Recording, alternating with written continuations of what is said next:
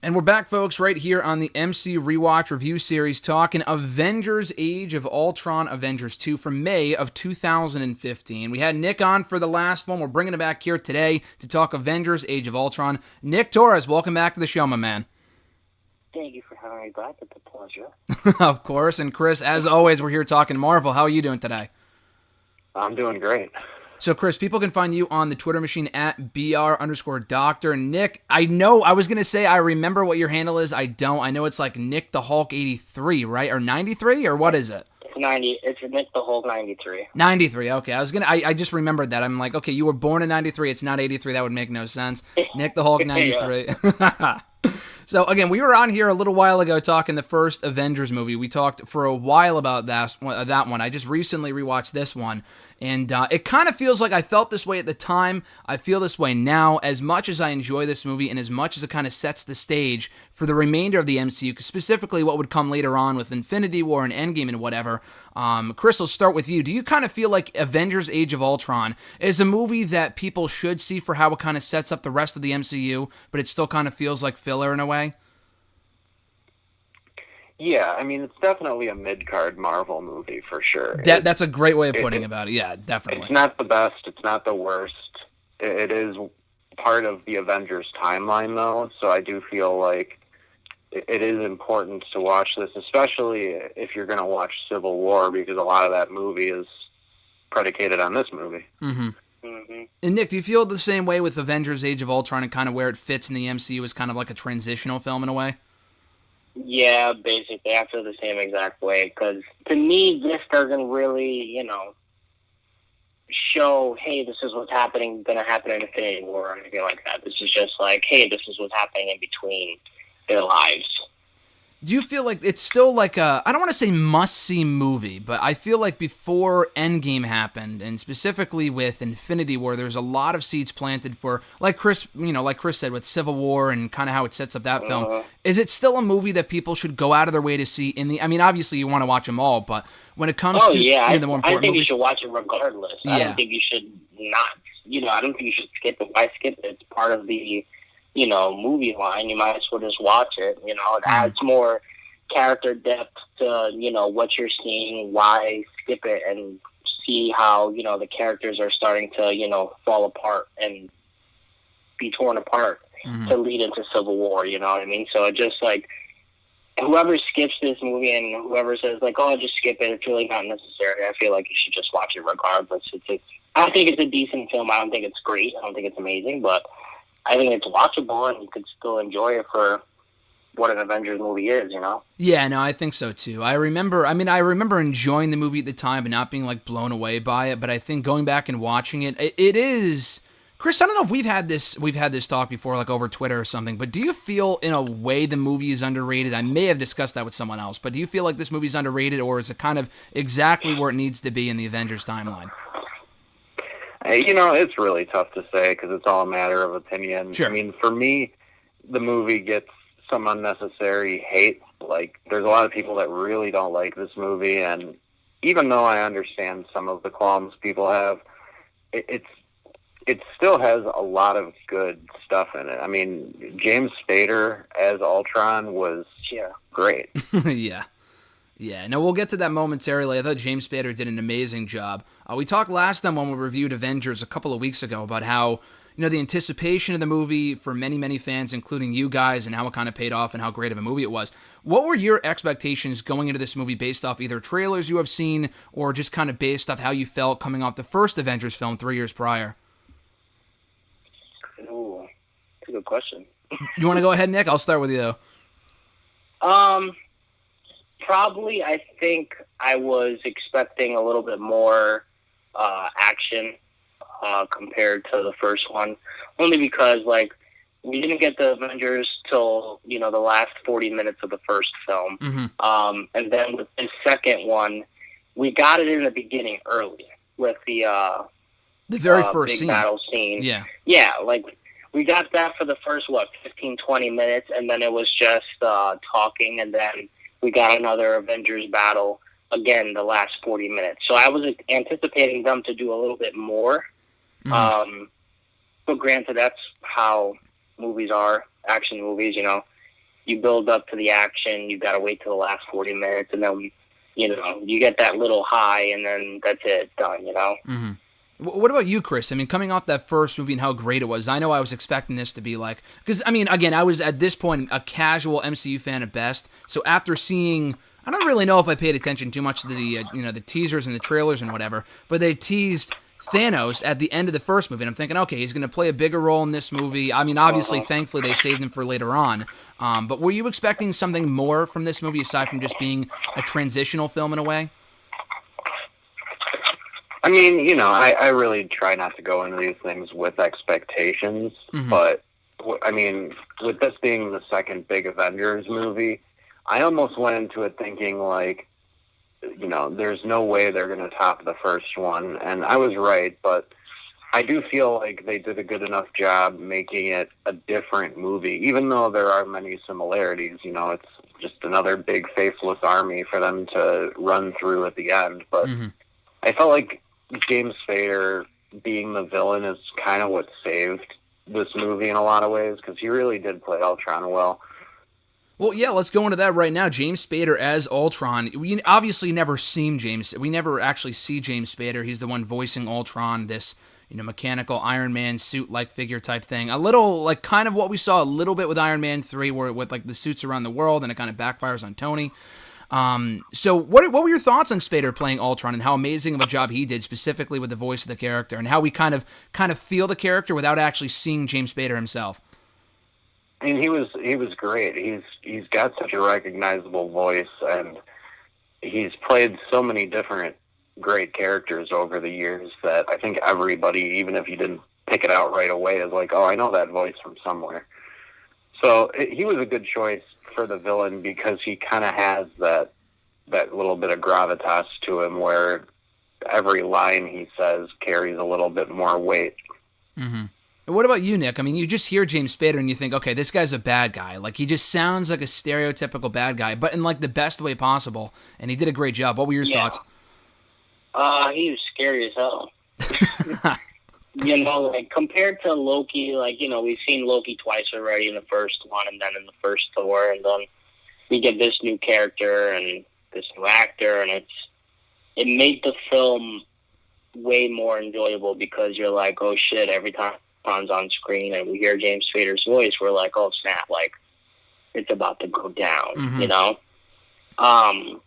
So yeah, when I saw James Spader being cast, I thought he was a good actor. Granted, like I'm not like the biggest fan, and like I was like, oh my god, like rejoicing to the world and stuff. But hearing him in the trailers and stuff, and then watching the movie, he made me scared of him.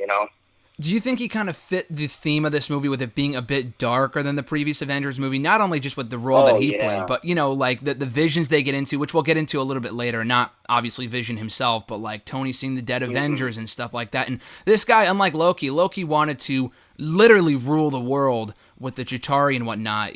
Ultron just wanted to literally kill everybody with, an asteroid that would destroy the entire Earth. Did this, movie have a bit of a darker, theme to it than the previous one? Oh yeah, definitely, hands down. Like you said, with those visions, like, and especially Tony's, that one scared the hell out of me because I'm like, oh snap. I think vaguely I remember that specific scene being in like a comic book. I can't remember offhand, but I think there's like a certain like piece of artwork or something like that I've seen that the characters are laid down like that, all on the ground dead. So seeing that and then connecting the pieces and being like, oh man, this is cool, it's scary, dude. Like, this really foreshadowed like what was going to happen in the future films. Yeah, exactly, and that's what we'll get into later, what I was saying about how it kind of sets up what we would see later on with everyone's vision, not just that one, but with, with Steve and Natasha, even kind of with the Black Widow movie coming out soon, Thor, obviously, and among others. But we'll get into that a little later. You said, Nick, about Loki and how kind of compare the two, and Chris, I got to ask you this. So Loki and Ultron, two great villains in two very different ways. Would you kind of agree in wrestling terms that Loki's more of like a chicken shit heel that can get his ass kicked, but he's still a great bad guy, whereas Ultron is more of like a menacing, manipulative heel that has a bit more, I don't want to say credibility, but you kind of take him a bit more seriously because he can actually kill someone if he wanted to? Well, yeah, I mean, Ultron is kind of like, if we want to compare them to specific people, Ultron is Randy Orton. I was literally thinking that as well, yeah, definitely. Loki is Ric Flair when he's, begging for his life and then poking somebody in the eye. Like, yeah, it's, there's a lot of characters you could tie that to, but yeah, they're very different characters, which is obviously by design, but, Ultron has that benefit, at least in the beginning, of being able to jump from robot body to robot body, so he has like almost no fear of death until he's confronted by Vision towards the end of the movie. Mm-hmm. And would you agree with what Nick was kind of saying too, with the darker kind of tone of the movie compared to not only just the first Avengers movie, but kind of anything else in the MCU we had seen up to this point? Yeah, and I think part of that had to do with the storyline with Scarlet Witch and Quicksilver, because they're literally children of war whose parents were killed by war, and then they have this vendetta against Stark because it was his weapons being used. Mm-hmm. And just, the way Ultron sort of manipulates them into manipulating the Avengers, like there's a lot going on in this movie, and sometimes I almost wonder if they tried to pack in too many different storylines, but in the end it's a sequel in the middle of a larger series. So that's one of the things it has to do sometimes, is service a lot of different plots. So yeah, that was my next point. Yeah, well, not only. Oh, you want to go ahead, Nick? Yeah, real quick. It's more serious. This film. I don't know if you guys can think ahead or if we should speak ahead, but it's a little bit more serious than all the other ones. This one is not as lighthearted as the first one was at all. Everybody's really serious, and there are a few jokes here and there, but I feel like the tone of this movie is a lot more serious, and I feel like they really wanted to make that come through as, hey, look, this team is more serious now. They're actually a team, and we're going to work together and not joke around as much as we did before. Yeah, exactly. It kind of feels like it's a completely different tone. The first movie had a bit more lighthearted moments, and not to say that this movie didn't have that either, but it definitely... The first movie kind of hit upon that a lot more than this one did. Would you say, and Nick, I'll start with you, do you feel like the Avengers themselves had a bit more chemistry this time around? I don't know if that's the right word, but kind of considering, from the first film, and when they were just starting to work together, we see them, like you said earlier, in the opening scene, all together. They have that opening shot when they're all on the same side. It's kind of hard to describe, but they had that slow motion shot of them all. Yeah, they had the chemistry going on. It wasn't like, oh, hey, this is 2 months later after the big battle in New York. This is some months afterwards. We've already established, teamwork between one another. We've established, a bond with everybody. Just watching this didn't feel like we had to rewatch the first one all over again to see, how different personalities, clash. This is just hey, everybody is one now. We have one objective. We're going to help each other, and that's that.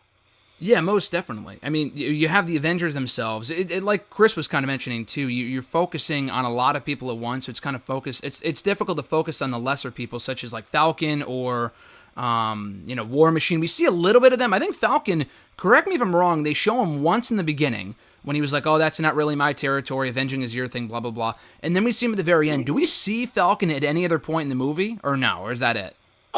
I think in the early beginning of it, during the party. Oh, the party too. Yeah, he's at the party, right? Yeah. I think that's it. I don't think anything after that. I don't think we ever see him suit up or anything like that. I think it's just that one scene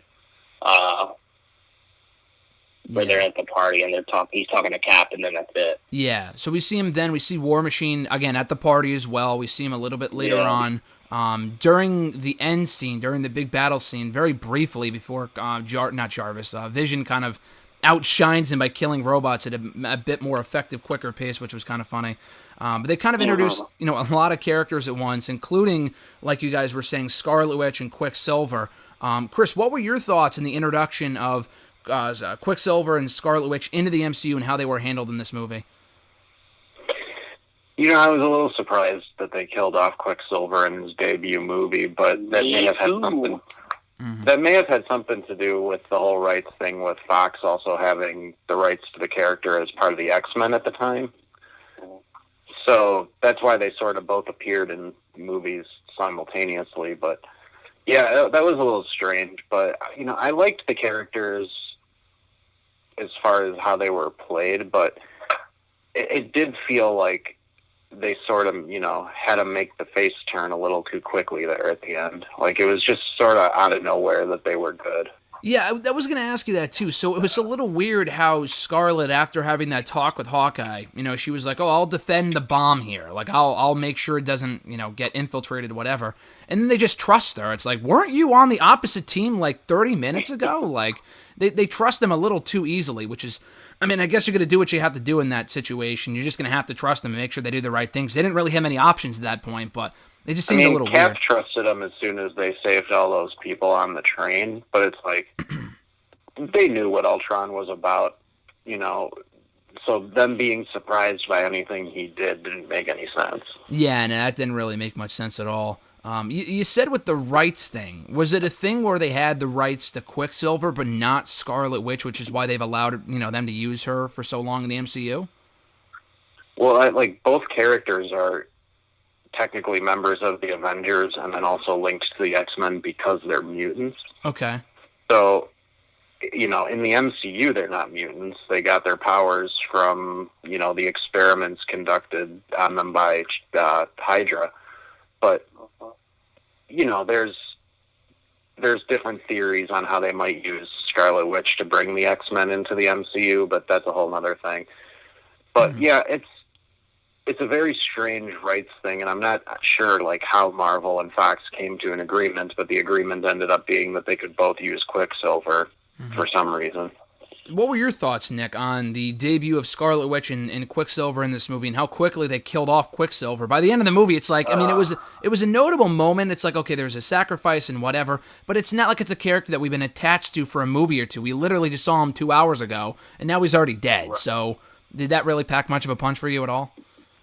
I think it made... No, I feel like what it made me feel was pissed, because I started to really like the character towards the end of the movie. Especially the banter between Hawkeye and him. I liked that, back and forth, brotherly, I hate you, I'm going to kill you, but I still love you, I still like you. And Scarlet Witch coming in along too, she's an original Avenger. She is an Avenger in the first few Avenger comic series. So I'm happy they brought her along and put her in it. I feel like they should have had her from the jump, but, they didn't really give her a movie, and, everybody's used to the characters that we've already seen in the previous movies, so I feel like just having her in it wouldn't make sense, so I feel like that's why seeing them together in this movie made a lot more sense, but just, I wish they never got rid of Quicksilver, because they could have done a lot with his character. Do you think they might bring him back at some point with the upcoming show that they're doing with Vision and Scarlet, or no? Potentially. That could be a big potential. I could see them, especially with the show. I think the show is going to have alternate universes or something like that. Exactly, yeah. So I think they could definitely bring him back, or at least mention him somehow. Have they even mentioned him at all since this movie? It feels like they completely forgot that she even had a brother. No, yeah, I think they mentioned him in Infinity War once. But that was it. Yeah, nothing else. Do you think we might see the return of Quicksilver at some point, Chris? I don't think it would be as a live character. I think part of the Scarlet Witch series is going to be that she sort of creates this alternate reality where Vision is still there. Okay. And I think maybe he'll show up for a cameo in that. But as far as I know, he's not linked for any more movies. Like, I think his contract was literally just for the one. Yeah, that's weird. I mean, I guess they can only focus on so many people at once, but it is a bit bizarre that they would have them. I don't know. When he made the big sacrifice, it was like a sad moment because her brother died. But it's like we've only known this character for 2 hours. It wasn't like from the first Avengers movie with Agent Coulson, who had been in a few movies at that point. Like, okay, that's a notable sacrifice. He dies, whatever. It kind of makes sense. He's been here for a while. Although we didn't actually die, that's a whole other thing. We discussed that last time. But I don't know. I just felt a little weird. I thought, I guess they didn't figure they would kill off the Hulk or something. But I don't know. It just felt a little random. But speaking of whom, we got to address the elephant in the room here. Nick, I'll start with you. The relationship, the brewing relationship between Hulk and Black Widow that literally, I completely forgot because I haven't seen this movie in about a year or two, that literally dominated a majority of this movie. They go back to it so many times. They never really explain why she's into him because they don't tease anything in the first Avengers movie at all. We go from like, oh, they're working alongside each other to her saying, I want to take a shower with you. Like, what is going on here, dude? I mean, hey, if she wants to take a shower with me, be my guest. You know, but I feel like they had to make this relationship happen. You know, because there's, in some way, shape, or form, whoever's working on a team, and someone ends up falling in love with someone or being with someone in some, you know, fashion. It doesn't have to be superheroes. It can be like anything else. Like, I feel like anybody that ever teams up, there's always some sort of like little love connection that ends up happening. Sure. But this whole Natasha and Bruce thing is stupid. Chris, would you? It's so stupid. Yeah, it's pretty dumb. It didn't really. Not that they don't have chemistry, or maybe they don't, but it just felt forced, and it really, again, no seeds were planted. And she asks Fury at the end of the movie, like, oh, when you sent me to go get him, you know, in the first movie, whatever, did you sense that this was coming? And he kind of gives a non-answer and goes off on something else. Like, why would he? That makes no sense. Why would that have to do with anything? Why would her falling for him have to do with literally anything in this movie, aside from him, exactly, you know, leaving? Just very weird. Would you echo those same thoughts, Chris, about how this relationship was kind of just bizarre from the get-go in Age of Ultron? Yeah, it felt a little tacked on, and I think that's a Joss Whedon thing. Like, I don't know, he does a lot of relationship stuff in his stories, so there weren't many other characters for him to do that with, especially if the plan was for Hawkeye to have this secret family. Mm-hmm. So, yeah, it was a little tacked on. I mean, I think Scarlett Johansson and Mark Ruffalo, you know, they did their part well as far as like flirting and stuff, but it wasn't a necessary relationship for either one of their stories. Right. So, I mean, it wasn't believable. Yeah. No, it wasn't believable at all. Yeah, it definitely felt it wasn't believable. Yeah. And that was probably the biggest issue with it. Were you guys, I'll start with you, Chris, were you of the mindset, so it didn't really work in this movie. Were you happy they never really went back to it, or are you one of those people that's like, okay, they never went back to it, so what was the point in the first place? What were your thoughts on that, how they never really go back to this and later on in the MCU?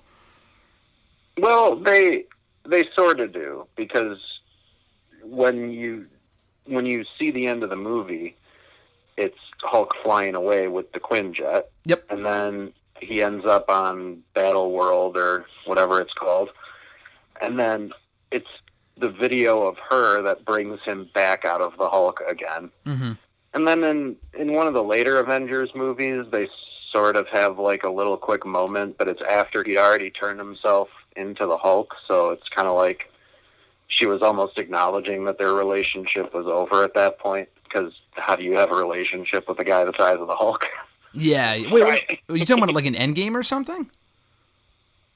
Yeah, they're like, weren't they like eating breakfast at a restaurant or something? And oh, yeah, an Endgame. Yeah. Yep. Yeah, she kind of has like an awkward look to it, like, well, I guess this thing isn't happening anymore, but yeah.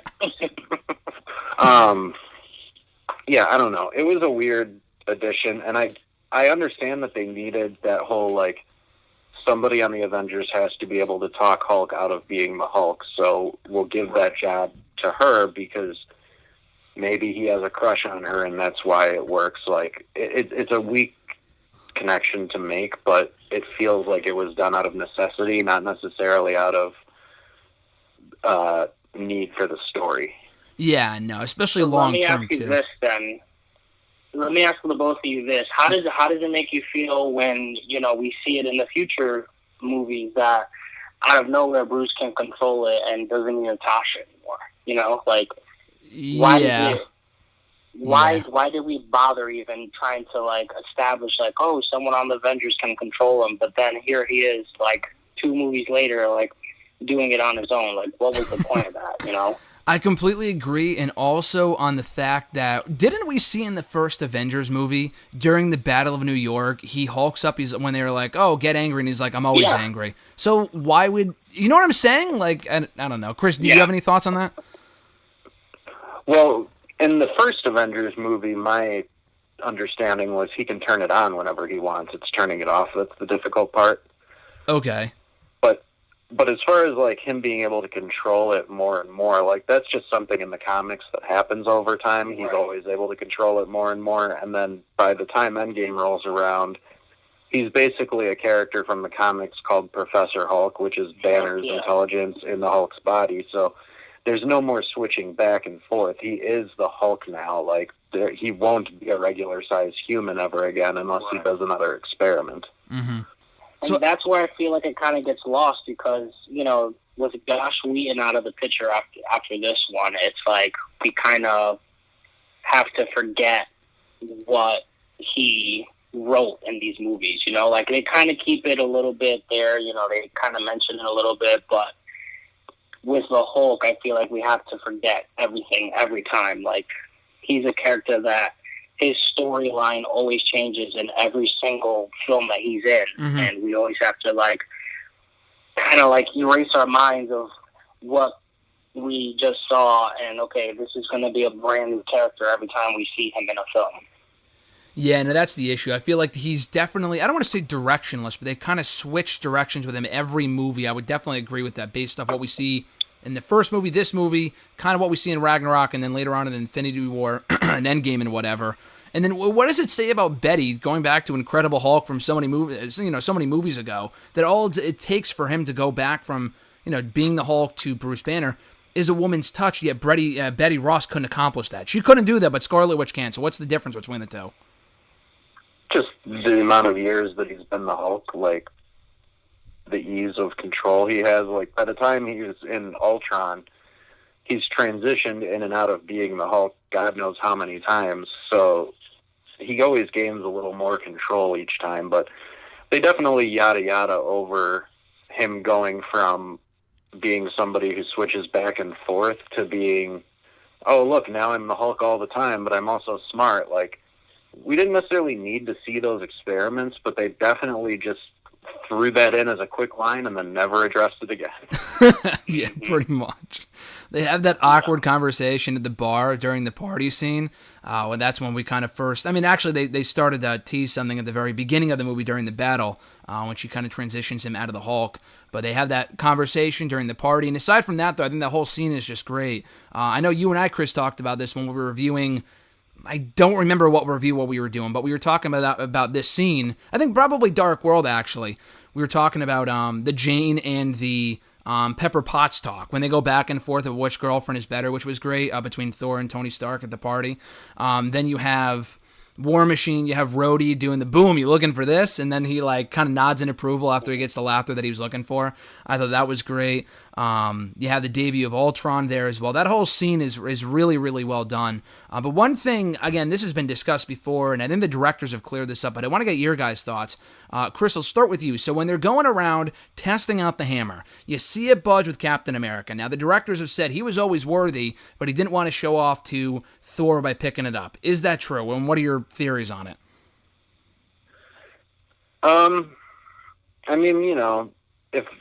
If that's what the directors want to think, then that's cool. I really don't think it matters one way or the other. Steve probably was like, yeah, I don't want to embarrass him, so if he had the ability, he probably wouldn't. But it's almost funnier to think that, it did just move a little bit, but at the time, he still wasn't quite worthy of it. And then by the time it rolls around to him actually picking it up, like, you know, he's done so much more that by then he is worthy. But, you know, who knows? It's one of those minor details that, like, I really don't think matters in the grand scheme of things. Would you agree, Nick, or what are your thoughts on it? Yeah, I agree. I think people, you know, the fandom tend to look too much into things for certain, you know, aspects of movies or whatever. So I agree with Chris. Like, to me, it's like, hey, he did a little bit, but it means more in Endgame. Well, speaking of which, they actually use the word Endgame in this movie in the conversation that all the Avengers have, specifically between Tony and Steve, when Tony was talking about how he saved the world back in Avengers with the Chitauri and whatever, and he points up to the sky and he says, that up there is the Endgame. So do you think when he says that, the directors have any... I mean, obviously at this point they were already building to Thanos. Do you think when he said that line, not that they would name the movie Endgame, but that they would end the movie kind of with Thanos, or the entire franchise, or the MCU, whatever, the Infinity Saga, with that, and that's what they were ultimately building to? Nick, I'll start with you. Yeah, I could see that. I mean, I would have never made the connection until I looked back at this film. Sure. You know what I mean? But definitely I feel like whoever was in charge, you know, Kevin Feige, he was like, we got to use Endgame. That was a great freaking line behind that Josh Whedon wrote. We got to use that. You know, so it makes sense. You know, I think it's, to me, I would have never made the connection at all.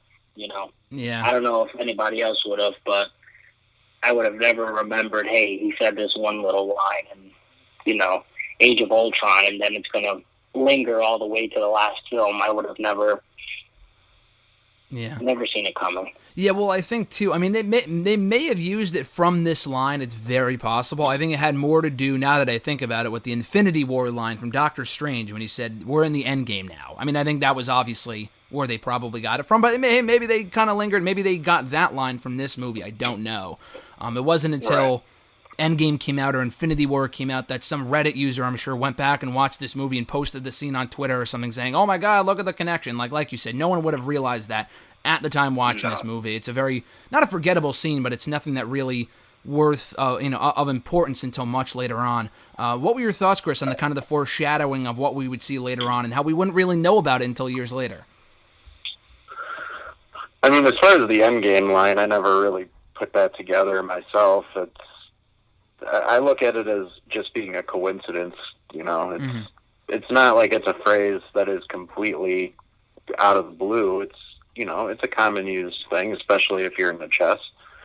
So, you know, it's just one of those phrases. But as far as, like, foreshadowing goes and stuff, like, I'm not even sure at this point they knew what they were going to do with Thanos, because Whedon has been open about the fact that he just threw him in at the end of the first Avengers as kind of a joke. Really? And then, yeah, like, he's just like, I just thought it would be cool to show Thanos, like, watching Earth from the moon or something ridiculous. And, like, he's like, I just wanted it for the hardcore comic nerds to laugh. Like, I didn't think it would become the linchpin of the Marvel Cinematic Universe, but that is what they decided to do. Yeah, it's not, well, yeah, I could see that. I mean, there's been movies before with, like, God, I don't know. I'm trying to think, but like, this might be a terrible comparison, but like with Men in Black, when they show, I think it might be in the first movie, the second movie, how they kind of like zoom out and it's like we're just like a bunch of marbles in a locker of another like alien. They never go back to that again in the rest of the movies. That's just like a one thing at the end. I mean, I know that's not like a hardcore fan thing, because it's Men in Black, but like something where they kind of address the end of a movie, but it's like, oh, okay, cool. It's kind of something to think about, but nothing that we're actually going to build to for another movie or something down the line. So I can kind of see what you're talking about there. But the other thing I wanted to mention too, in that same scene, which I like later on, not only did they use the Endgame line, but they say that, you know, how do you plan on doing that? I think Tony says. And then Captain America says, well, you know, we'll lose. Or I think we'll do it together. And he said, we'll lose, and we'll do that together too. And obviously they go back to that line at the very beginning of Endgame, which is cool. So again, we'll get to that when we review Endgame down the road, but I thought that was cool. We also get a reference of Wakanda, which Bruce Banner calls Wakananda or whatever. Did you think that would be building to anything at that point, Chris? Had they even had any thoughts back in 2015 of doing a Black Panther movie at some point? Yeah, I think that was definitely intentionally planted, and I think the idea of doing a Black Panther movie has been rolling around for years. Wesley Snipes was trying to get it off the ground like years ago after Blade was done. Mm-hmm. So he had petitioned to try and play the role, and I think from the moment that they introduced Cap's shield, they're like, yeah, we'll pay this off at some point. Yeah. Well, actually, I'm a complete idiot. I'm thinking, okay, it's been, it's another 3 years before we see the Black Panther movie. Maybe they don't know that they're going to do it yet. They literally introduced Black Panther as a character like a year later in Civil War. I completely forgot about that. So obviously they knew where they were going to make the movie, I guess. But yeah, that was done intentionally. What were your thoughts on the Wakanda reference, Nick? And was it one of those like, oh, cool, like I know what they're talking about type moments for you? Yeah, exactly. It was one of those things like, oh, aha, another like thing that, the comic nerds would go over. Sure. Know exactly what it is. But just a Marvel movie, like, what the heck is Wakanda? Yeah. I think people forget, like, what Captain America's shield is made out of. So I feel like that just made just more character development for Captain America and more character development for Black Panther to show, like, hey, this is like where this is coming from. It's from this country, so it builds more development for all these characters. And like we said before, like, there are a lot of little pieces and a lot of directions that this movie goes towards, but it's these little things that we see in the movie that we kind of remember later down the line. Like, we remember coming to Wakanda and meeting, I forget his name, that Andy Serkis plays. Oh, Ulysses Claw or whatever, yeah. Yeah. We remember him when we see him in Black Panther. You know what I mean? Like, had we not seen that, we would have just been introduced to him right then and there. But we already know of his character from before, so I just feel like when they do these kind of things of, like, mentioning all these little people and all these little side stories, I feel like it adds more to the future movies, like, at least for me. Yeah, no, I agree. I'm surprised they didn't address the fact that Captain America's shield was made out of vibranium. They had 2 movies with him in it prior to this, including, not including Avengers. That's 3 or 4 movies at that point. I'm surprised it took them this long to get to it, and they never... Did they mention that in the first movie? I don't remember. Yeah, when he's explaining the shield to him, he's like, why don't you give one of these to every soldier? He's like, oh, that's all we have right there. Like, he does talk about it a little bit, but it's not delved into very much after that. Yeah, it's not a big plot point. They just show him getting shot at by Peggy, and it's like, it doesn't really do much damage. Did they mention vibranium, though? I don't remember. I'm not sure. I think they did. I think he called it vibranium. Okay. Yeah. Well, it's cool that they go into it more here, like Nick, you were talking about. And we might as well bring that up. You mentioned Andy Serkis. How do you think, obviously he wasn't in the movie for very long, and he was more of a main antagonist in a way in Black Panther years later, despite not being the main antagonist. But what were your thoughts in the role that he played in this movie for the little bit that we saw him for? I think he's a fantastic actor. Anything that he does, he's very captivating. He really dives into the character. Like, he becomes those people. He's not Andy Serkis, you know what I mean? Like, when you watch other films, you see other actors, and you're like, that's freaking Robert Downey Jr., you know what I mean? Like, you don't see them as Tony Stark, or you don't see, Wolverine as Hugh Jackman. You just see Hugh Jackman, you know what I mean? Like, versus Andy Serkis, everything that he's done, he's become a totally different being, whether it be Gollum or, an ape, you know what I mean? Like, he just becomes a totally different person. So seeing him in this, just like, I wish they would put him in a lot more things, Yeah. No, I agree. He's like a Daniel Day-Lewis, Like, yeah. No, that's a great comparison. He becomes the character that he's playing. He's no longer himself. He's the character. Mm-hmm. Yeah, no, I feel like in many ways he's underrated. I think a lot of people may know the name, but they don't really know the face per se, just because, like you said, he plays Gollum, right. He plays the main ape, Caesar, from Planet of the Apes. And, obviously he kind of looks like him, but you know more of his voice than you do his face. But he just looks like a bad guy. Like, he's perfect in that respect. And he does a great job here, too. And I love seeing him again later on in Black Panther years later. And they also kind of establish why he has a mechanical arm later on, because he loses his arm here, blah, blah, blah. What were your thoughts, Chris, on seeing Andy Serkis in this role in Age of Ultron? I know they've kind of fit a lot of characters in this movie. So do you think they kind of did justice by the Ulysses Claw character? I mean, I wasn't super familiar with him going into the movie, but I like Andy Serkis a lot, and I was kind of mad that they killed him off in Black Panther. I was kind of hoping he'd be one of those recurring villains who just sort of pops up once in a while and causes some trouble, but oh well. Yeah. But yeah, he's a great actor, and... Go ahead. What's that? Finish. Go ahead. Oh, I was just going to say, yeah, he's really good in everything he does, like you were saying, and even if he's in this movie for all of 2 minutes, he's a memorable character just because of the little thing he talks about, the cuttlefish. Like, he's not at all intimidated by these two people who just clearly demonstrated magic powers in front of him. Like, he's not even the least bit impressed. Yeah. And then after that, what bothered me a little bit, though, was, like, after that, he's basically a billionaire. Like, he gets his arm ripped off, but Ultron also gives him a shitload of money. And then he just runs off and we don't see him again, yeah. Well, but then, like, in Black Panther, he's selling antiquities. Like, he doesn't need to be doing that if he's a billionaire.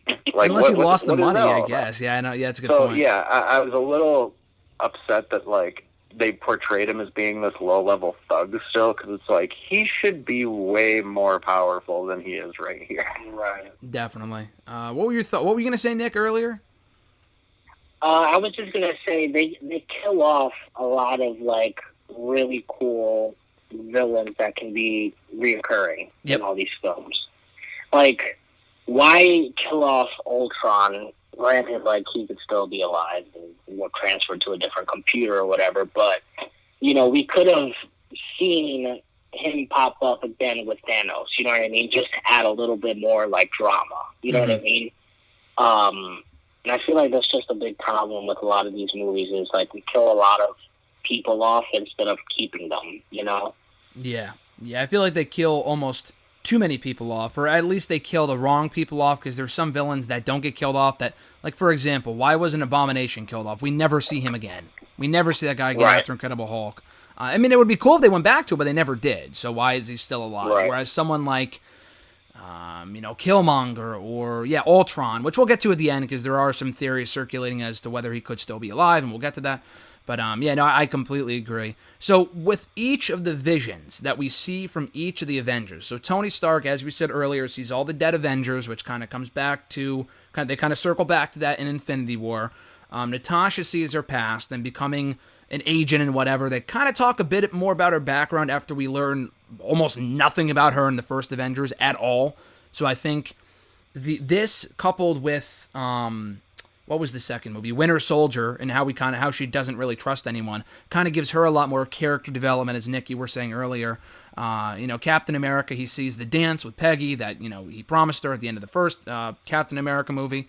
So we kind of see all these different visions. Thor sees kind of the end of Asgard after he says, or, it said that he's bringing Asgard down to hell, which is exactly what happens in a way in Ragnarok. So it's awesome that all of these things that we see here have been, and will be paid off at some point in the future. Even with the Black Widow stuff, we could be seeing a lot more of that in the upcoming movie. So, Chris, I'll start with you. What were your thoughts on seeing each of these visions and how it kind of correlates to each of their characters and respective motives, I guess might be the right word?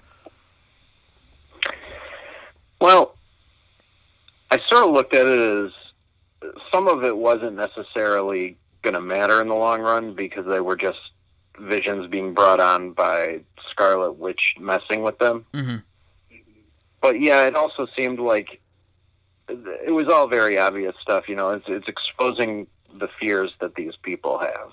So it was a neat storytelling device. But I thought the best part of that scene was when Hawkeye just hits her in the head with like a stun arrow and was like, no thanks, I've already been mind controlled. Yeah, I thought that was great, yeah. That was good. Like, in this movie, he's underrated. He's got a few great scenes in this movie, especially, like, after Quicksilver dismantles the whole thing with Vision, where they're trying to bring him alive, and then all of a sudden, like, somebody just shoots through the floor and brings him down, and it's Hawkeye. Mm-hmm. Like, he sort of gets the better of both of them at different points in the movie, and it makes you realize that, like, there's a lot of jokes about how he's the most worthless Avenger, but it's like, he really isn't. He just hasn't been given the chance to show how badass he is very often. Yeah, he comes off as badass at a few different points in this movie, but that was another question that I had for you guys about how Hawkeye. I mean, I was already a Hawkeye fan by this point after seeing the first movie, but we don't really get to hear from him much. We don't really see too much of him because he is on Loki's side for a majority of that movie through the mind control. From the beginning of this movie to the end, not that he's the key to their success, but like we get to learn a lot more about Hawkeye. We see his family. He shows more personality. He talks a lot more. He does a lot more. And he talks about how he kind of jokes about, not that he doesn't outright say that he's worthless, but he's talking to Scarlet Witch, and he's like, I have a bow and arrow. I have no idea what I'm talking about. And he just kind of goes off on this tangent, which was great. So, Nick, two different things. Your thoughts on the visions from each of the Avengers, and your also thoughts on Hawkeye, kind of, I don't know if breakout performance is the right phrase, but it felt like he really stole the show here in many ways in Age of Ultron. Yeah. Okay, so the visions, I feel like, were good for this film. I feel like later down the line, we would have never, remembered this if we didn't look back and, rewatch this film. Mm-hmm. But for what Scarlet Witch was doing to all the Avengers, like Chris said, it's just to show fears and, like, a little bit more of their past or, maybe the future. So it really, like, just builds upon, like, these characters to show that, yeah, they're freaking heroes, but they're also scared of life. Yep. They're as normal as possible in the same ways as, the regular average Joe. And that's where, like, Hawkeye plays a really big role because, yeah, he has no powers. Yeah, he has, he's not like, Iron Man where he's, like, super smart, but he's the one that really grounds everybody. He's the one that really makes everybody remember, like, hey, we're fighting for the average person. Mm-hmm. We're not just fighting for us. We're fighting for the people of this universe. Mm-hmm. So I feel like that's why Hawkeye plays such a pivotal role in this movie, and we see his family, and we see the character development grow with his character, and we get attached to him because he's us, Mm-hmm. We want to be a hero as best as we can without the superpowers or without the money. We want to be him. So I feel like that's why we really enjoyed his character a lot in this movie. What do you think when they do all the mind control stuff, Scarlet Witch does, they obviously affect Hulk, but we don't see what he sees. What do you think he sees before he goes off to destroy whatever town that was? I think he just sees hate, rage. I think that's all it is. I think he sees people trying to control him, and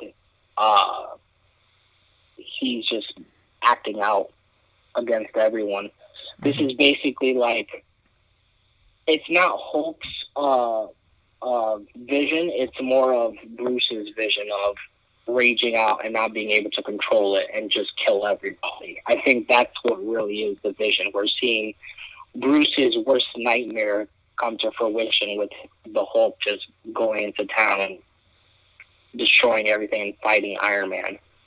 Would you agree with that, Chris, or do you kind of have other theories on what Hulk might have been seeing when he was manipulated by Scarlet Witch? The fact that they didn't show it makes me wonder if she almost did something different to him. Okay. Because, like, when Tony's fighting him, it's pretty clear that, he's under some kind of influence, so it's possible that she literally just turned his rage meter up to 11 or something. And I really think it's one of those things that doesn't need to be explained because it leads to a cool fight between Hulk and the Hulkbuster, so, just give me that and I'm happy. Right. That was a good sign. No, yeah, that was a good scene. I loved when Tony punched him in the face and Hulk lost the tooth, and then you just see Tony for a split second before he says, I'm sorry, and then he just get, like, thrown through a building or something. Yeah, that fight was great, especially when he's just, like, about to blast him through a building, and he was like, "Remind me to buy this building." Yeah. Yeah, no, that's one of the more underrated scenes, I would say, from this movie. So that's another thing, too, when so Ultron, obviously, in his grand mission of killing the entire world, fails. But one thing that he does succeed in is not separating the Avengers, but rather expediting the process of turning the public against the Avengers. Now, he didn't start this, because we kind of already saw this and we talked about it at the end of our Avengers review a couple of weeks ago, because at the end of that Avengers movie, we see all the news clips, and it's not like some stereotypical, cartoons, superhero movie, whatever, when it's like, oh yeah, we all love Superman. It's like, no, this person actually caused a lot of death too. Like, a lot of innocent people were killed because of these superheroes. And we kind of saw that through the news clips where some people are like, oh, we don't need superheroes, like they should be held accountable, blah, blah, blah. And they kind of expedite that process with this movie through all the damage that they do. Do you think this movie was kind of essential in telling that story? It's a lot like, I don't know if I mentioned this when we talked about the first Avengers movie, but a lot like with The Incredibles, how they see these people as superheroes, but they should also be held accountable for their actions, and how we don't really need superheroes, because maybe without superheroes, we don't have the supervillains, blah, blah, blah. Chris, what were your thoughts on kind of how they turn the public against the Avengers over the course of this movie, and how it kind of leads into what we see in Civil War? I think with Civil War, they really pay that off a lot. But in this movie, they're just sort of starting to broach the surface of that. And I'm trying to remember when the Netflix series really started coming out, because those talked about it quite a bit too. Agents of S.H.I.E.L.D.? Yeah, or right. what show? Like all of them, because all the Netflix, like Daredevil, Jessica Jones, Luke Cage, they all take place in New York, and a lot of them mention the devastation from the first Avengers and how they're still rebuilding. Oh, okay, gotcha. Interesting. What were your thoughts, Nick, on kind of how, again, they turn the public against the Avengers and how it kind of factors into what we see later on? Just going back to the Hulk and Iron Man fight scene, you really see a lot of people around this huge battle. Granted, we saw that in New York, but I feel like with this one, you see a lot more like devastation and a lot more people being scared. They're not just like, oh, I want to watch this. They're like, holy shit, this is happening in my neck of the woods now. I need to get out of here as fast as possible. We saw that in New York, but we didn't see that as much as we did with this just one scene, and then again later on at the end of the film. But, the public plays a huge part in this film, and a lot of people don't realize that. You know what I mean? Like, we kind of see it in the first one, but I feel like with this one, we really see, like, hey, like, these people are really beginning to hate heroes because they're destroying everything that they lived for, Definitely. Yeah. Especially the part where the Hulk is like coming to a little bit, you know what I mean? After like Iron Man puts him through that whole entire building, and you see the Hulk like looking at all the people like just like scared and terrified. Like, that really just shows like these heroes are here for us, but we're still scared of them. Yeah. No, I'm glad they bring it up because it makes it more realistic. Yeah. Yeah, and like Chris said in the Netflix shows as well, they mentioned New York a lot. They mentioned how the public hates heroes, and they show a lot of like the 50-50 group, like, oh, there's some people that really like heroes and there's some people that absolutely hate them. And you see that a lot in those Netflix shows, and we kind of don't really mention them in the movies because obviously we want to just see like the characters that we love. But sure.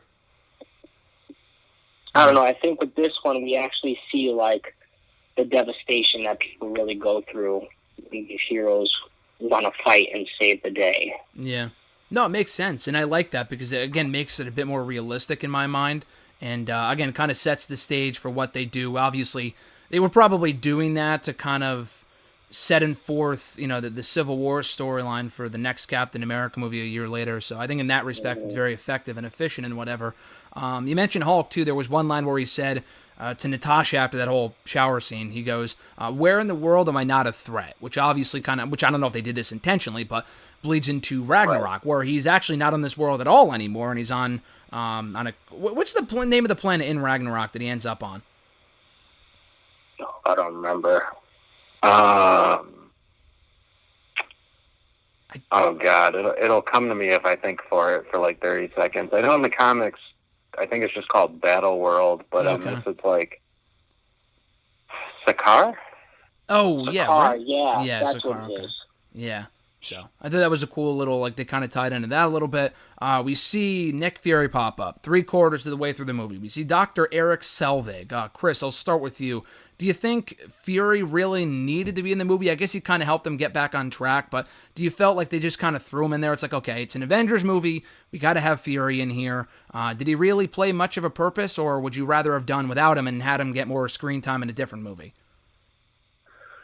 Well, I know that they were planning for this because there was a whole storyline throughout the second season of Agents of S.H.I.E.L.D. that Coulson was doing something in secret from his team, and it turned out that what he was doing was getting this helicarrier ready for Fury. Oh, okay, so they paid that off and they explained that. Okay, cool. Yeah, so it was something they'd had planned for a little while. I just wish Coulson had been in the movie with Fury, because they never have the Avengers find out that he was alive and like helping them in other ways, and that was always kind of disappointing to me. Yeah, I think that would have been a cool way to kind of pay it off and address it. And this would have been the time to do it. Like, where did the helicarrier come from? I mean, again, you said they explained it in the show, but it would have been nice. I know it's a 2.5-hour movie and there's only so much they can talk about, but it would have been nice if they kind of brought that up here and whatever. And they kind of, it's cool follow-up to Winter Soldier, where S.H.I.E.L.D. collapses. It's like, okay, what's next for the Avengers? What happened to everyone that was with S.H.I.E.L.D. that was a good guy, not a bad guy? And we kind of see that here, how they're working with Fury and Agent Hill. We see the same guy, I realize, that almost gets killed by Rumlow. When S.H.I.E.L.D. first it's revealed that Hydra is part of the S.H.I.E.L.D. and whatever, and Rumlow goes up to that guy with like the afro or whatever, and he says, with the really curly hair, and he tells him, if you don't do this, I'm going to kill you. Like, if you don't launch the codes, I'm going to kill you. That same kid that works for S.H.I.E.L.D., we see here as well. One of the Ultron bots goes after him, and I'm like, oh, that's the same actor, so I thought that was kind of cool how they brought him back. But, Nick, what were your thoughts on all the cameos that we see here with Fury, the helicarrier, Eric Selvig from the Thor movies that we don't see again after this? He's in there very briefly. Was this all necessary, or was it just kind of cramming them in there when they didn't really have too much time to kind of further define their characters or whatever? Yeah, I can see why people hate it, but I feel like just in comics in general, when you're reading them, it's not just one person all the time. We always see multiple people in stories. Mm-hmm. So that's why I get kind of like a little like upset, because it's like, if you read the comics, if you like really like pay attention to that kind of stuff, we're not just following like two people here. We're really running into multiple people, and that really makes, the heroes, you know what I mean? Because it's not just one person all the time. It's multiple people that we're running into. And I feel like seeing Fury and seeing, what is his name? Selvig? Yeah, Selvig, yeah. Yeah. I feel like that just adds more to the storyline of saying, like, all right, if you're going to do this, this is what the repercussions are going to be. It's not just you guys. It's going to be this as well. So I feel like it just adds more layers to the onion.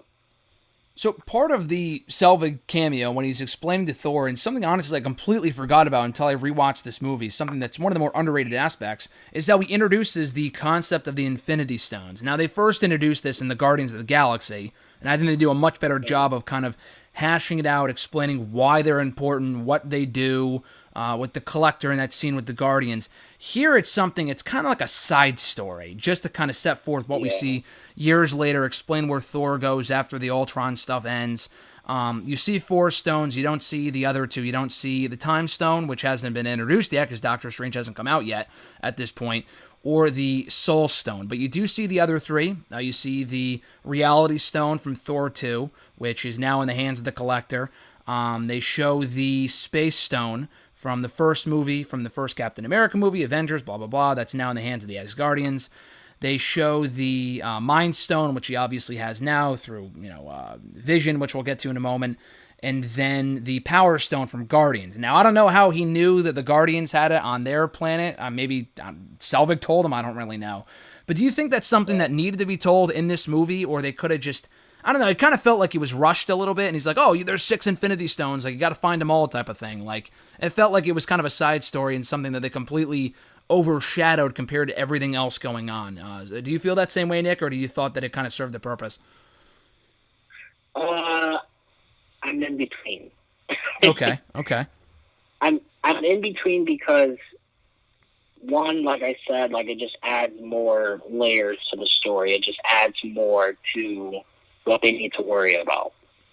I agree that they went through it really, really fast, but I think the thing that bothers me the most is how the hell does this doctor know all about this shit? I know, from Earth, too. And yeah, from Earth. Meanwhile, here's Thor jumping to different planets and, traveling around and destroying all these people. How the hell does he not know anything about this? Is he really that oblivious? Like, I don't know the obviously the storylines of Thor's comics or, Thor's true like stories, but how the hell does this scientist from Earth know all about this? Meanwhile, everybody else is kind of just like, what? You mean to tell me that this is real? It's almost just like, did he read this in a library and he was the only one that took it out and was the only one that read it? You know what I mean? Yeah.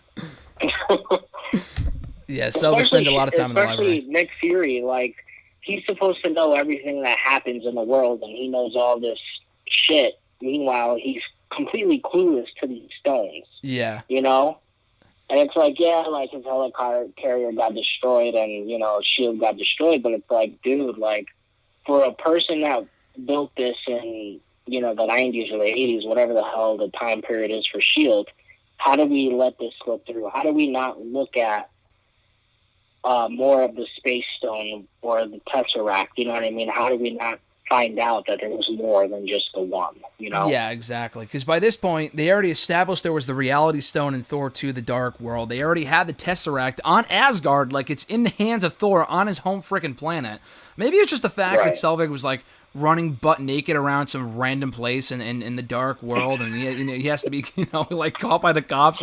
Maybe that was what did it. Maybe that was what kind of that shined some light on. He's like, oh, maybe through that vision of running butt naked in public, he's like, oh yeah, there's 6 Infinity Stones. I don't know. Any theories on this, Chris, and how they kind of delve into this more in this movie? Well, part of where Thor's knowledge comes from is that vision that he has when he goes to that little underwater thing. Yep. So for him, that was different from what the vision Wanda gave him. So that was more informational for him. But really, they were just planting the seeds for the future movies. I didn't expect them to pay off anything with the Infinity Stones in this movie. It was just sort of we have these other movies that we're planning. We may as well start doing a few things now, so by the time we get around to paying it off, we don't have to do as much legwork to explain it. Yeah.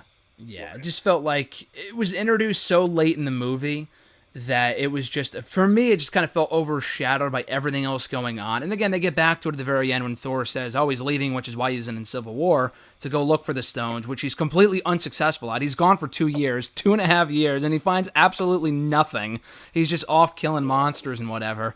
Meanwhile, Thanos already had his plan set up for years by sitting on his fucking throne for 3 to 5 years. But anyway, so we have Vision here, played by Paul Bettany, who obviously voices Jarvis. Chris, I'll start with you. Your thoughts on Paul Bettany as Vision, the introduction of Vision, and was Jarvis always supposed to be Vision from the beginning of the MCU? Is that what he was in the comics, or is that something made up for the movies? I don't know if Jarvis had anything to do with Vision in the comics. I really don't know how Vision comes to be, but I know as far as the movies go, when Paul Bettany signed up just to be the voice of Jarvis, there weren't plans for him to be Vision at the time. Okay. But again, that was way back in Iron Man 1, so they didn't even really know what was going to happen with the whole shared universe thing to begin with. Yeah.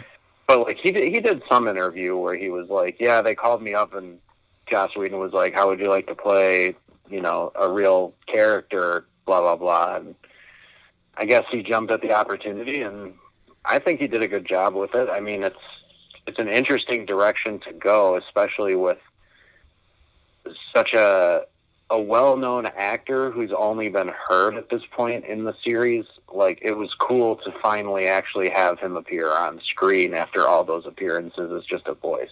Yeah, and they do a good job of explaining why he has Jarvis's voice and whatever, and kind of, again, there's so much to pack into this movie. They have to kind of rush into it fairly quickly of, like, why he's created, how he was created, where the voice comes from, the role that the Mind Stone plays into it. I thought they did a good job of that. But, Nick, what were your thoughts on Paul Bettany as Vision, and do you have any other insight on whether they were going to introduce Vision way back when with Paul Bettany playing the role and whatnot? Or in the comics, too, I'm sorry. I don't think they ever had any... I know for sure Jarvis and Vision are two different people. Okay. Vision is an android that was made by Ultron, but he was never, like, transferred from Jarvis at all. Like, Ultron just made him to destroy, I think it was, Hank Pym. Not, is it Hank? Because, is it Scott Pym? I don't remember. Whoever, Hank Pym came up with Ultron in the comics. Okay. Yeah. And then Ultron did something to, like, reverse the freaking reasoning why, Vision just attacks and goes crazy. But I don't think Jarvis was real until later on in the comics. Okay. So that was Well, he was a real butler for a long time. Oh, interesting. Yeah, that's what it was. He was a butler. He wasn't like he wasn't AI yet, because he was actually Tony's butler or Tony's father's butler. So don't they mention that later on in these movies that his dad had a butler, but was he named Jarvis, but it wasn't the same actor? Yeah, you see Jarvis in Endgame when they go back in time and Tony talks to his dad, but he's also a major character in Agent Carter. Like same actor. Yeah, I think we've discussed that before. Oh, really? I didn't know that. That's cool. Yeah. So they use the name, but obviously it's not Paul Bettany. They just use the name. It is a butler named Jarvis, but it's not the same voice that he used, correct? Right, but the idea is that, like, Tony's dad was obviously kind of distant when he was a kid, so Jarvis sort of raised Tony. So when Tony made an AI, he made it as a tribute to Jarvis. Gotcha. Okay, that makes more sense. Yeah. That makes sense. Another question that I have for you guys, and Chris, I'll start with you on this one. Is Ultron actually dead? Because it seems like one rule of the MCU is that if someone dies, they show the death. We don't see the death here. Now, it would be one thing, it's like, okay, they make it look like Vision killed him. We see the light in the woods, whatever, he's dead. What kind of fuels the theory that he's still alive is that we see the Ultron head as, I know it's an Easter egg in Homecoming, Spider-Man Homecoming, but the issue is that the red eyes are still lit up. So it's not just an Ultron head, it's a red, the eyes are still lit up, which would indicate that he's still alive, which they could not have done, unintentionally. So, do you think that Ultron is still alive? We could see Ultron at some point. Why do you think they did what they did here with the way that they killed him off, quote unquote? Maybe it's one of those things, like they're just going to put that character in their back pocket if they run out of ideas, or if they find a good use for him, they can bring him back. But at this point, I really don't see Ultron being a major villain in another movie. I mean, it's been so long. I mean, again, it's kind of the same thing with the Abomination thing, where they haven't gone back to it now. Maybe not. And Homecoming came out 2 years afterward, and maybe it was just a fun Easter egg. I kind of saw it as, like, again, completely different movies here, but like how they kind of showed the Scarhead in Hercules, the animated movie, when Hercules has, like, you know what I'm saying, like that kind of thing. That's what I thought of when I saw that. But any thoughts on Nick with what was I going to say? With Ultron being dead, do you think he's still alive or no? I mean, he could be alive. You know, they could always bring him back, but I think it's going to be one of those things where he comes back and he's like in the background. You know what I mean? Yeah. He's never going to serve as the main villain ever again. I think he's going to be one of those characters that we get in the first like opening 10 minutes of a film if they wanted to use him. They can show him coming back and like whoever the new Avengers team would be, defeat him and, you know, move on. You know what I mean? I think with these films, it's a lot of one and done, and never like, hey, let's bring them back and show, you know, them again. So I know in the cartoon movies and stuff, they've used him a lot, and they've used a lot of other characters that, you know, they showed. But I don't, like Chris said, I don't think they'll ever bring him back or, you know, use him again unless it was like some little side battle that they just happened to stumble across, you know. So, like, at the very least, like, a Red Skull type role. Like, when he was in Infinity War for, like, 5 minutes. Not like that specifically, but, like, they show him very briefly, because Red Skull never actually, they don't really show him die either. So, maybe something like that where we see him for, like, 2 minutes. Because, again, he can be transferred to technology, so it's very possible he's still alive. But do you think he's an interesting enough character that you would like to see him brought back, or it's like, I honestly don't really care? Yeah, I think he's an interesting enough character. I mean, do I truly care to see him again? No, I don't really care because there's so many different villains that they can use, you know. But if they were to bring him back, I would get a little excited and be like, oh, shit, this is cool. Rehashing, you know, his old, like, evilness, you know, but I don't think it would really matter because I know there's a lot more characters that we can see that we haven't seen yet. Yeah, no, definitely. I think there's more. They should probably be focusing on either introducing new characters that we haven't seen yet or if anything, bring back old characters that probably deserve more of a comeback than Ultron, although it would be cool to see him again. So as we wind down here, a couple more things. The end scene where they talk about how the elevator's not worthy, which was a great line. That was a great little like discussion as they're walking down the hallway at the end of the movie, which was funny with the Thor's hammer and whatever. So Thor then takes off, talking about how, there's someone, moving the pieces in play, whatever, obviously referring to Thanos. But so this is the thing. Thor does not know who Thanos is, right? Like, he doesn't know before Infinity War who the hell this guy is.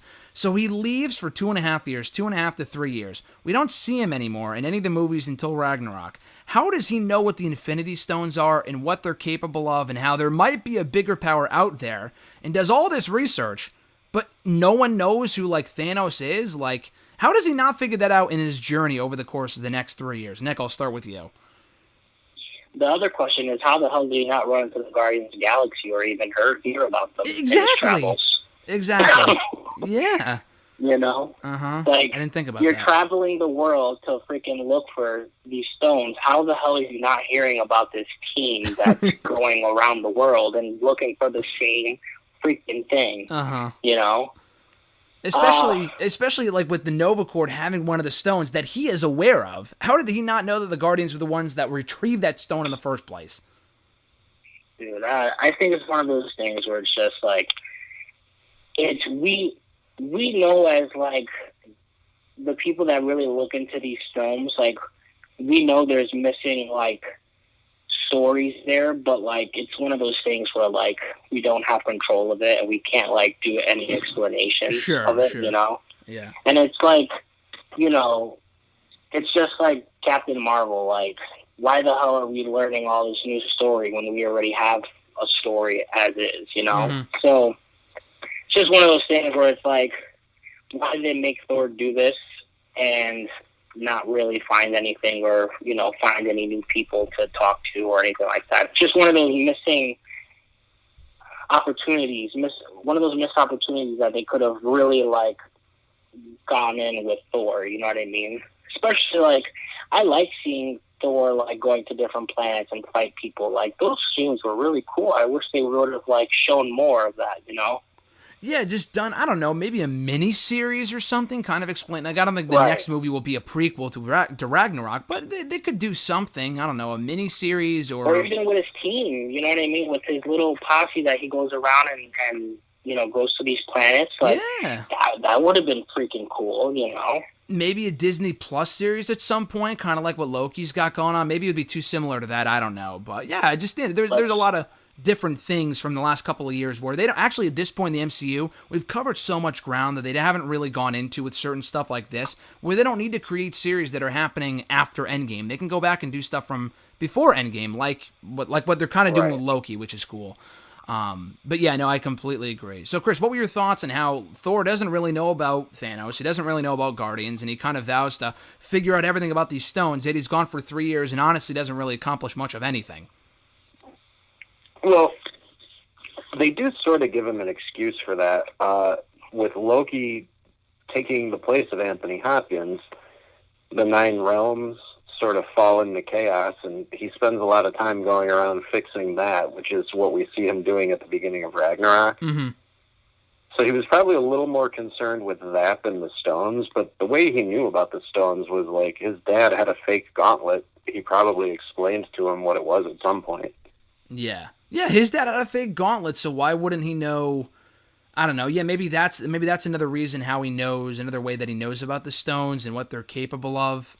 I don't know. Yeah, but I also chalk it up to, like, it's a big galaxy with literally billions of stars and billions of planets, and he can only do so much as one man. Like, him, Captain Marvel, and the Guardians not running into each other isn't really that unlikely when you consider how big the galaxy is. Even though the fact that they tie in Captain Marvel to the Kree so much, and then the Kree play such a big part in Guardians, like, you'd think something would have been going on there, but she sort of just bounces around helping different people from the way it seems. So, she probably wasn't really doing anything related to what Thor was doing in Guardians and whatnot. Yeah, well, I mean... my thing is, too...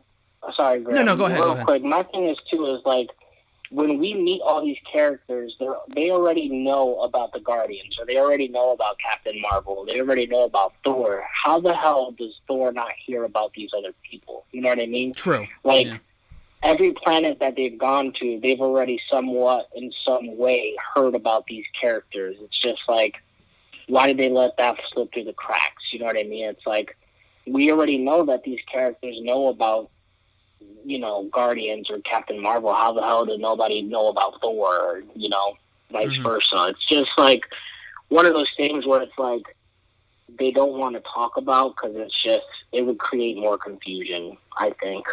Yeah, no, and I mean, they do their best with some of the stuff, like with Captain Marvel, they're like, basically in Endgame, they're like, where the fuck have you been for the last, 10, 15 years? She's like, I got my own battles to face that don't, with other planets that don't have Avengers. So at least they attempt to explain it with that, I think it's because we as fans, to a certain extent, hold the MCU and the directors, with the Russo brothers and people like that, Joss Whedon, in such high regard, because they honestly do an amazing job. Obviously, all things considered, we're kind of nitpicking here, of how they explain certain plot points, like with the first Infinity Gauntlet in the Thor movie. They go back and explain, obviously not in the movies themselves, but they've since said in other interviews, like, oh, that was like a different gauntlet. It's not the same one that Thanos has here at the end of Age of Ultron. Like, I think it's because we kind of expect them to fill in all the plot points, that some of these things kind of fall through the cracks and they can't really explain, or they just refuse to explain. But again, all things considered, they do a great job of kind of filling in the gaps with certain things. And there's a lot to cover here because there's so many characters. So I can definitely understand that.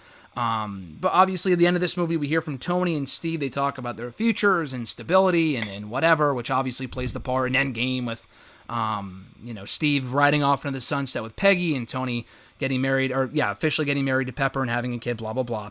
So at the very end of the movie, the final scene when we see the second wave of Avengers, in a way, we see Falcon, we see War Machine, we see Scarlet Witch, and Vision as well. So we see those 4. That's when Captain America says Avengers, and then the movie ends. They don't say assemble, they save it, blah, blah, blah. So first, before I get into the second thing, Chris, I'll start with you. Were you mad when you saw that scene and you're like, oh man, they didn't get to the line? Like, what were your thoughts after hearing that line, knowing as a big Marvel fan, comic book fan, that they didn't get to say Avengers Assemble in that moment?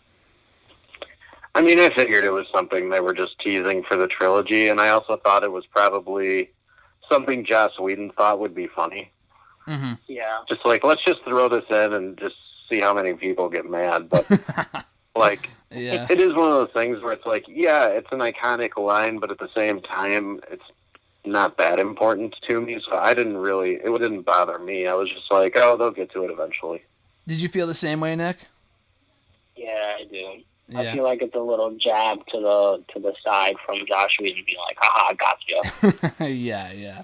So it actually came out a couple months ago, and there was actual footage of this on YouTube that in the original scene, speaking of Captain Marvel, they were going to introduce Captain Marvel in this scene, and they actually have footage of a stand-in of a woman.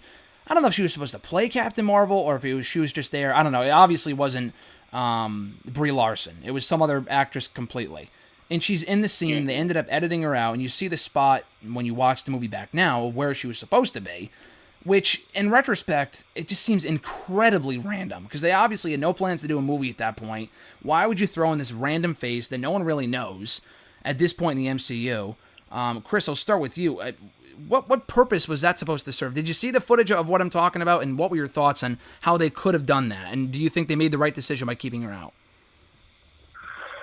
I mean, it would have seemed random if she showed up out of nowhere. Mm-hmm. It's, I don't know what the plan was for it originally. Like, maybe they were like, oh, we'll throw her in and then we'll do her prequel series afterwards or something so people know why she's there. But, yeah, I don't know. It's one of those things where changes happen with these movies constantly, and somebody at some point was probably like, yeah, this just doesn't make sense. Let's just wait until she has her own movie. Yeah, well, that's the thing. So it's like, okay, if they discussed it and they wrote it out of the script, I get it. But they actually, filmed the scene. So they went so far as to film it, and then they're like, it just doesn't make sense. So, at the literal last minute, they must have gotten rid of it. Were you kind of on that same boat, Nick, where it's like, okay, this makes no sense. Why would they have done this? And it would have been a mistake had they done it. I don't even know what video you're talking about. I'm trying to look for it. It's on YouTube. It's on YouTube. Search up. Yeah, so type in Age of Ultron Captain Marvel, and it was I guess a bonus scene from the Infinity Saga set, the DVD set, I think that came out. I mean, I don't own it. I just saw someone else talking about it. I saw the scene on YouTube. Unless they pulled it. If you can't find it, then they must have pulled it. But it's definitely... Well, I think I found it. You found it? It's the same anyways, scene. I think, to me, it would have added a little bit more, oh shit, who is that factor? You know what I mean? Okay. Just when they introduced Thanos at the end of Avengers 1, everybody that, was a casual viewer was like, who the hell was that? And everybody started researching it. I feel like that would have added a little bit more, wow factor. Yeah. You know what I mean? It would have been oh shit, that's cool, Yeah. But I didn't even know they did that. Yeah, I saw the scene a couple months ago. I'm like, what the fuck? It was so random. So, yeah, I mean, I guess it could have been cool. I think they probably made the right decision by holding off. I don't know when they would have done the movie, because the movie didn't come out until 2019, and this was back in 2015, so it didn't seem like they were planning for it. I mean, maybe it could have happened sooner. I have no idea. We don't really know what they're thinking, but I just thought that was interesting. Right. But final two things. You mentioned Thanos. Nick, I'll start with you. So we see Thanos in the post-credit scene, the sole post-credit scene in this movie. There's no shawarma-type scene at the very end. It's just a mid-credit scene where we see the Infinity Gauntlet, and Thanos puts his hand inside and he goes, fine, I'll do it myself. Now, obviously, it's a cool scene. They set the stage for Infinity War, give you an idea of what's to come. I've read other people's theories on this, and now the more that I think about it, I completely agree. I feel like, yes, they had to kind of include this because it has to do with the Avengers. The next Avengers movie has to do with Thanos. But it was definitely misplaced. I think had they done it at the end of Guardians, it would have made more sense. Because, first of all, we see Thanos in that movie, so it would have made sense. Sure. Second of all, he establishes that he wants the stone in that movie, all the stones in that movie. And third of all, when he says, fine, I'll do it myself, it's like, okay, it makes sense in Guardians, because he hires Ronan to get the stone, and Ronan doesn't do what he's asked. So it's like, okay, he'll do it himself. When he says it at the end of this movie, to me it makes no sense. They kind of almost imply that Ultron is like one of Thanos' minions, even though neither one of them know anything about each other. There's no connection there whatsoever.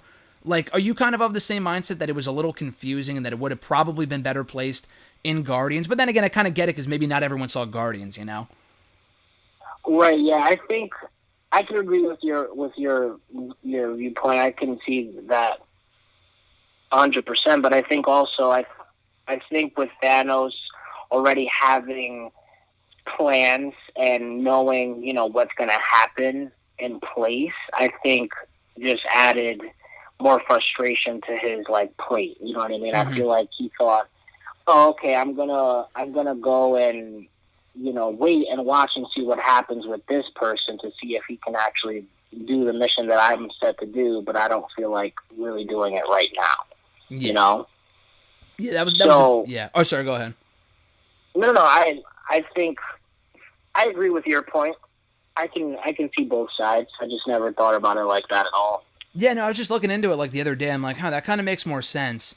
And again, it's a cool scene. I could see why they did it there because we see Thanos at the end of the first Avengers movie, so it kind of makes sense. For example, we're Marvel fans, but not everyone sees every Marvel movie. Some people may have just seen the first Avengers movie and may have only seen the second one. They may not have seen what happened in between. They're probably lost in certain stuff, but they get the general gist of what they're going for. They saw Thanos at the end of the first movie. It's like, okay, we see the second Avengers movie. We see Thanos. We know where they're going with the third one. So I could see where they're going with that.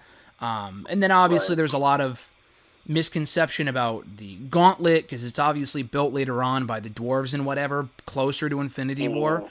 And there people are like, okay, why does he have a gauntlet now? And I think the directors came out recently and said, because they were doing a watch along, a quarantine watch along or whatever. And they were saying oh, this was a practice gauntlet. Okay, I don't know where that response was 5 years ago. It would have been nice if they cleared it up at the time, but it's better late than never, I guess. What are your thoughts, Chris, on Thanos kind of popping up in the post-credit scene? Does it feel misplaced, or does it make sense to you why they would have done it here, how they did it? I mean, it was necessary to include him as a tease, but the scene did feel weird. Because, like you said, throwing out a random explanation of, oh, that was a practice gauntlet. Oh, the one in Thor's basement isn't actually real. And it's at that point, the directors are just well, we want to do something different than what was planned, so we're just going to make up some weird explanations. And that's fine. Because in the grand scheme of things, it's not like this little end credit scene ruins anything from any other movies necessarily. So it was just one of those, we just want to throw Thanos in to remind people that he's the big guy that they're going to be fighting soon. Yeah, no, that makes sense. It makes sense. And it kind of leaves you with this sense of holy shit, I can't wait for the next one. Because I enjoyed this movie, it was good, but I remember watching the movie at the time and okay, this was good, but I'm really here for the Thanos stuff, and that's going to come into play in Infinity War 3 years later. So final question for you guys. Chris, I'll start with you. Of the 4 Avengers movies today, I mean, this might be a gimme, but is this the weakest one? And where does it kind of fall in your favorite / best Marvel movies of all time? I mean, it's definitely number 4 for me out of the 4 Avengers. Yep. But, I mean, that's like saying, oh, it's the 4th prettiest girl at the beauty pageant. It's that's still a good-looking girl. It's still a good movie. Sure. And when it comes down to overall Marvel movies, it's definitely in the low to middle area somewhere. But again, we're talking about a list with a lot of great movies, so it's hard. But this is one of those movies that I feel like it suffered a little bit from being the sequel to one of the biggest movies of all time. Yeah. And also having to service so many other future plot lines while trying to tell its own story. Even Joss Whedon said, I was exhausted making this movie. It didn't turn out the way I wanted to. And it's a victim of too many people trying to have their say. Definitely. Yeah, exactly. Yeah, no, I would completely agree. And that's why I hesitate to say when I ask you guys about best, worst movies or whatever, I try not to say worst. I try to say weakest. Because, we've talked about this before, Chris, how, in my opinion, it's the NXT TakeOver specials from WWE. They're all great. None of them are bad, but some of them are better than others. And I feel like this is one of those cases where it's a very good movie, if not a great movie, but definitely the weaker ones, the weakest one of the 4 main Avengers movies. And I don't know if I would put it in my, definitely not top 10, maybe not even top 15. I'd really have to think about that. And we'll get to that later on when we kind of go further along with this Marvel movie podcast and whatever. But Nick, would you agree that it's the 4th weakest movie of the, the 4th one of the Avengers movies? And where does it fall for you? number 4. Yeah, I'd agree. definitely. It'd be number 4. I mean, like you said, like it's a good film. You know, Josh Whedon, you know, said he was under a lot of pressure and all that other stuff, and it's like we can tell. You know, it's one of those things where like we can see where he struggled. You know, and he kind of struggled throughout this whole film, which is like by no means like an excuse or anything like that. I just think, you know, it is what it is. You know, but I feel like had he done all of the other ones, that probably still would have been number 4. But I just think since the Russo brothers came in, I think they kind of like set the bar of like writing in general, you know, and like storytelling. So that's why I feel like this one really falls. But yeah, number 4 for me. Avengers, I think. What was that? No, sorry, go ahead. I'll tell you after. No, I just think, like, for me, obviously, Endgame would be number 1. And, definitely, you know, Infinity War, then the first Avengers film. But that's, like, a conversation for later, you know? Yeah, no, definitely. They're all tough. I'm hoping as part of this Marvel movie review series that we're doing, per the schedule, and I think I've timed this out perfectly. If we're doing one a week here, and Chris and I are doing the Phase 1 and Phase 2, Phase 3, whatever recaps, by the end, if this times out perfectly, and we do an MCU like a ranking of every movie in the MCU, I think we're gonna actually wind up being so close, unless it gets moved, to the Black Widow premiere. So we're going to be able to review that as well when that comes out in November, which I'm looking forward to, and do a preview for that and then a review for that as well. So that'll be coming up in November. But I am hoping to do, I was looking at the schedule, like what I want to do each week, and we should be able to do an MCU ranking at some point down the road, which we can hopefully have you on for as well, Nick. But yeah, no, I agree. You made another point too. Oh, yeah, so what I was going to say earlier was that another thing that I remembered, we just got done, the last couple of weeks reviewing Winter Soldier and Guardians of the Galaxy, which in my opinion are two of the best movies in the MCU. So like it has to follow two of the best, not 1 and 2, but they're up there. It has to follow that movie. Ultron does, both of them. So it's tough. It's like, oh, amazing movie, and then there's Ultron, which again, like Chris said, I completely agree, tries to serve too many masters with what it's trying to accomplish, follow up the first Avenger movie, introduce new characters, all this other stuff. You have Ultron, Scarlet Witch, you have other cameos, and set the stage for other movies to come and focus on its own story. It's tough, but I think all things considered, it's a good one. It's worth a rewatch for people who haven't seen it in a while, who have never seen it. But the one coming up next is Ant-Man, and I'm looking forward to talking about that next week with Chris, and we're looking forward to that. And Nick, this has been great, dude. Thank you for coming on. I know we had some scheduling conflicts, so I know you're a busy man. I appreciate you taking the time, and hopefully we can speak to you again for the next Avengers one, which would be Infinity War in about a month or two. Yeah, thanks for waiting. You guys didn't have to do that. You guys could have done it without me. It worked out perfectly. I appreciate it so much. Of course. It worked out perfectly. I didn't have time to rewatch it last week anyway, so I told Chris we'll just hold off until next week. So it works out perfectly. But people can find you on the Twitter machine at NickTheHulk93, correct? Si, senor. Awesome. And Chris, as always, dude, this is great talking to you as well. Always have a blast. People can find you on the Twitter machine at BR_doctor. So any more parting thoughts before we ride off into the sunset here? No, I think we summed it up. Yeah, I think we summed it up fairly well in the last... In an hour and a half. In an hour and a half. I think that's how long the last one went, too. So appreciate both your guys' time. This has been awesome. I'll talk to you guys next time, all right? All right, take care, guys. Thanks, guys. Have a great one.